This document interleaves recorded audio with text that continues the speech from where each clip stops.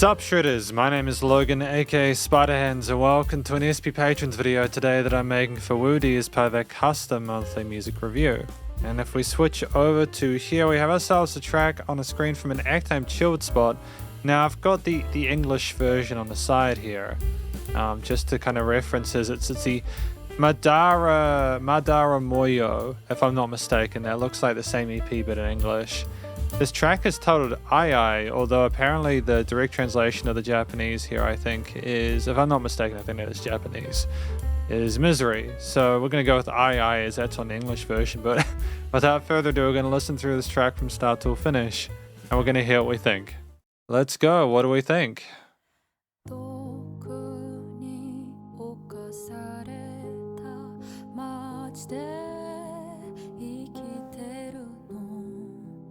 Interesting harmony with the keys.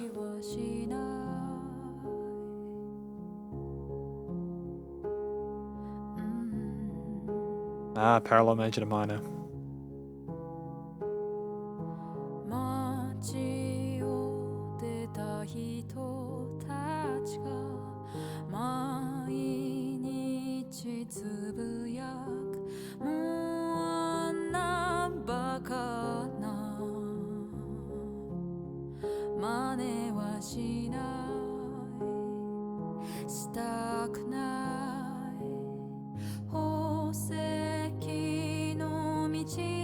Double tracking here, nice.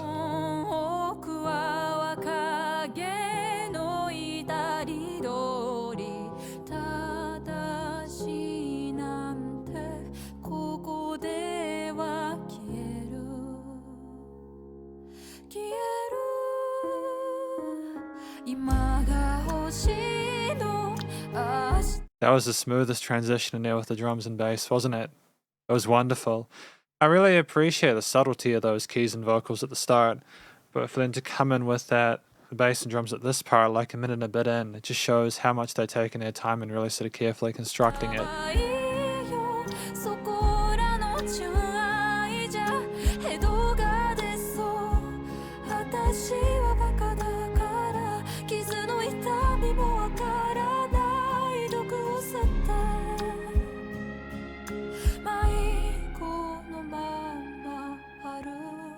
Are those guitars with trippy like reversed reverbs? Oh.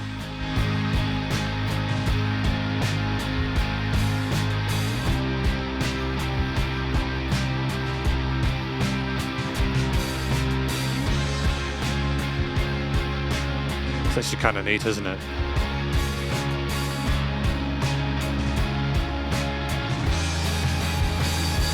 Tremolo picking down the leads.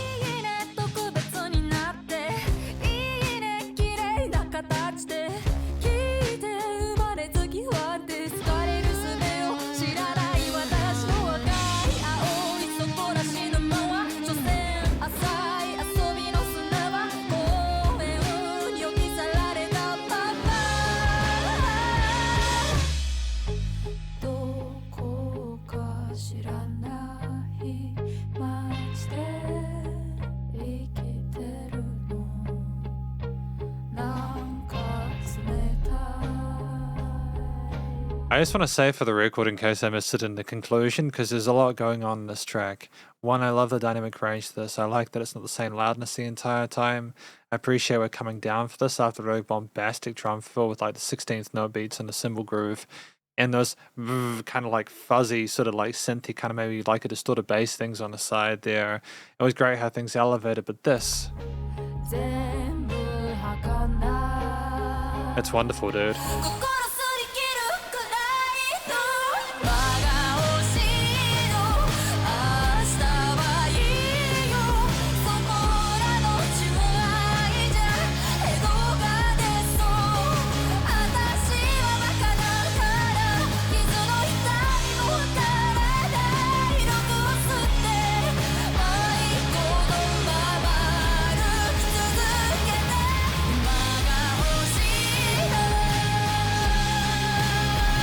Distortion on the vocals, right?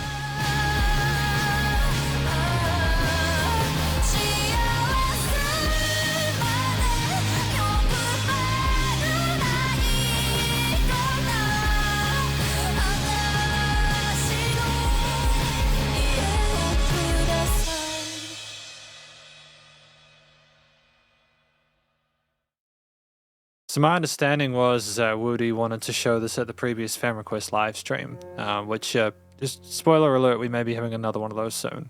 Although I don't want to say much more on that for, reasons. But I appreciate the work that went into this lead playing there, the guitar riffs, There's a lot that we'll talk about in the conclusion, but if I listen to the song purely... No, we'll discuss that more in the conclusion. It's a really elegant track for sure. And welcome to the conclusion of my review of this track from an act named chilldspot, titled Aiai, if not Misery, directly translated from the Japanese title. Now, what do I think this track is about? I don't have a copy of the lyrics, and there weren't lyrics on Spotify down in that section there for me to sort of like peruse. I would assume that it is about someone, given the vocal performance we had there, it's about someone who is struggling with their situation and eventually just gets too much and they get further and further and more and more and more intense and to the point where they want to explode. That's effectively my take on it. I think that that's a really well-handled piece of segmentation there. You've got ourselves a song where the singer is just crying their heart out. There are waves of different types of emotions there. Maybe we're going through different stages of grief. But either way, we were tremendous in a head chest voice there. Very expressive, the words came through clearly, even with the distortion that was applied in the later stages. The double track, and then we had to the parts, and just before like the bigger part in the center was kind of dope as well, very subtle, but it made the voices a little bit more sort of present and prominent. And ultimately, I think we found a way to harmonize and seg neatly into the rest of the arrangement. There was presence there was space for it, and even when there wasn't, it stood out in a way that was positive. So I appreciate the effort put on here, and providing it is about misery. I think the tension and strain and the clear distress this is causing the singer whilst they sort of scream their lungs out to an extent. Not scream as in like viscerally, but like you can tell they're really kind of pouring it all out. It seems like a very authentic sort of sense. It's a very sensational performance in that regard. I really appreciate it. The track itself at 3 minutes 40 is comprised mainly of a few key instruments, being the pianos, the guitars, the bass, and the drums, as well as the vocals. There may have been other sub-layers, but those are the four main ones for me. It features what I remember as being an instrumental intro, if I'm not mistaken. No, it's straight into vocals, never mind. It comes in with vocals, with the piano as well. This is why I check. You see, I check to make sure, because some songs they may have like 5 or 10 seconds, but no, we have the vocals immediately. So that's kind of dope. So that's the singer really want to capture the listener's attention immediately. So the keys with their interesting sort of like the major minor thing as well. So we had like a 4-chord progression there with the major and the minor at the end. It was broken chords arpeggiated on that right hand with the bass notes being played on some of the keys, but very kind of subtly. It wasn't until the drums or bass came in later on that things started to elevate a little bit. We did have some guitar lines, some sort of cleanish kind of, and some sort of more kind of fizzy guitars, but it wasn't until later half where the guitars really sort of shone. But we had, I'll talk about the instruments in a moment really quickly. It's just the structure of it was more of a verse kind of chorus kind of vibe there. More sort of a contemporary kind of way of putting things together.